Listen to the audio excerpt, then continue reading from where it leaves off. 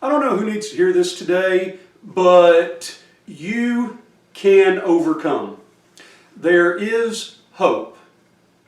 The hymn inspiration for today's devotional is by far the newest hymn that we have discussed thus far. It was written in the late 1960s, and in fact in 1974, this hymn received the Gospel Music Association as well as ASCAP's Gospel Song of the Year Award.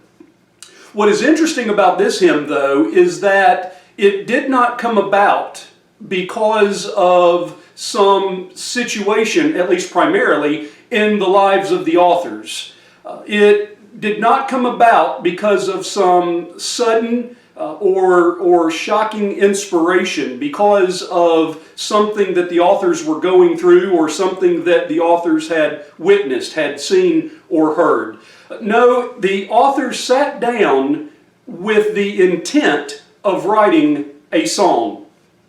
And it was more the cultural situation in America in the late 1960s that led to the writing of this hymn. Let's hear it from the author's own words. They say, "We wrote this hymn after a period of time when we had had a kind of dry spell, and we hadn't written any songs for a while. Also, it was at the end of the 1960s when our country was going through some great turmoil with the height of the drug culture and the whole God is dead theory, which was running wild in our country. And it was also the peak of the Vietnam War. Our little son was also born, Benji.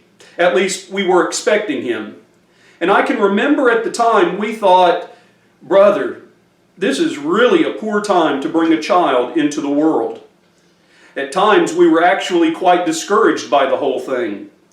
And then Benji did come. We had two little girls whom we love very much, but this was our first song, and so the lyric to verse 2 just came to us.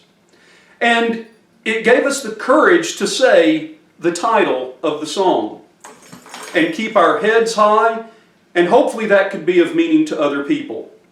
It's rather interesting now that although we don't consider ourselves as old writers, we've had many people tell us they have used that song at a funeral of a loved one, and it has been very encouraging to them at a time when they were very discouraged.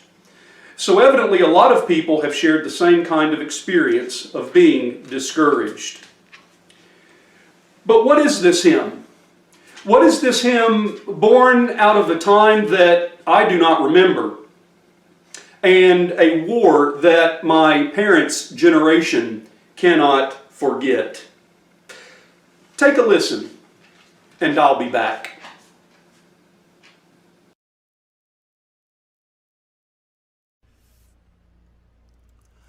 God sent His Son, they call Him Jesus. He came to love, heal, and forgive. He lived and died to buy my pardon. An empty grave is there to prove my Savior lives. Because He lives, I can face tomorrow. Because He lives, all fear is gone. Because I know He holds the future, and life is worth the living just because He lives.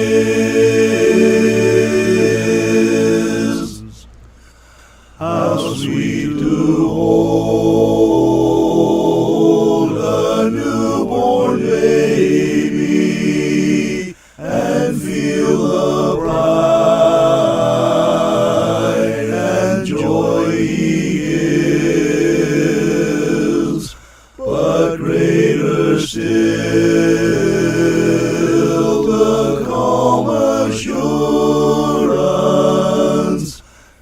child can face uncertain days because he lives, because he lives. I can face tomorrow because he lives. All fear is gone because I know he holds the future, and life is worth a living just because he lives.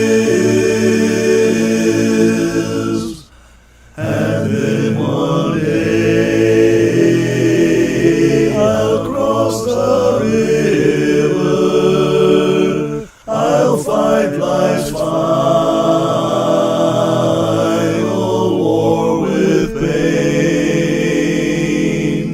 and then as death gives way to victory, I'll see the lights of glory, and I know he lives. Because he lives, I can face tomorrow. Because he lives, all fear is gone. Because I know he holds the future, and life is worth a living just because he lives.